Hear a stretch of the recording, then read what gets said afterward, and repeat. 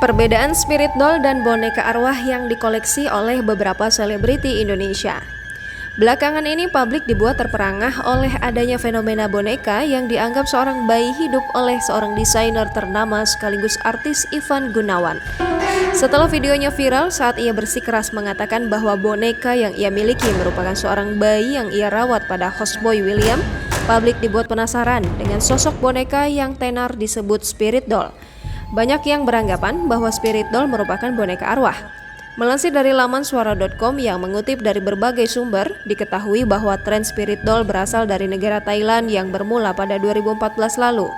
Namun nyatanya, spirit doll dan boneka arwah merupakan benda yang berbeda kegunaannya. Di sejumlah online marketplace di Indonesia, kita dapat menemukan penjualan spirit doll. Harganya beragam, mulai dari ratusan ribu hingga jutaan, bahkan ada yang mencapai ratusan juta rupiah. Dalam keterangannya, spirit doll berbeda dengan boneka arwah atau look tape, di mana spirit doll diisi oleh entitas fairy atau ELF, bukan arwah manusia yang meninggalnya tidak wajar atau penasaran.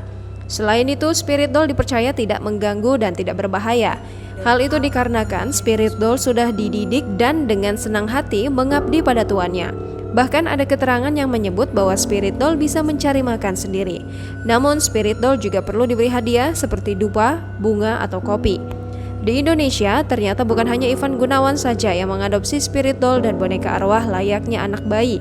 Beberapa publik figur lainnya juga mengoleksi spirit doll seperti Shelin Evangelista, Nora Alexandra, dan Ruben Onsu. Ada Shelin Evangelista, artis Indonesia yang juga memiliki boneka arwah.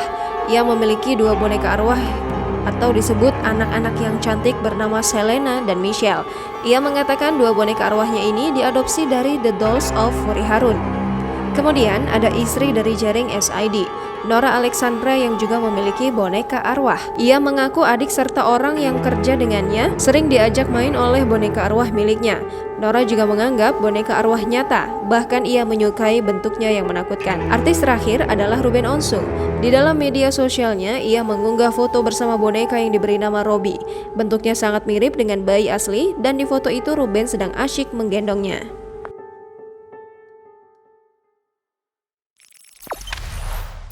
Jangan lupa subscribe, share, komen, dan like ya!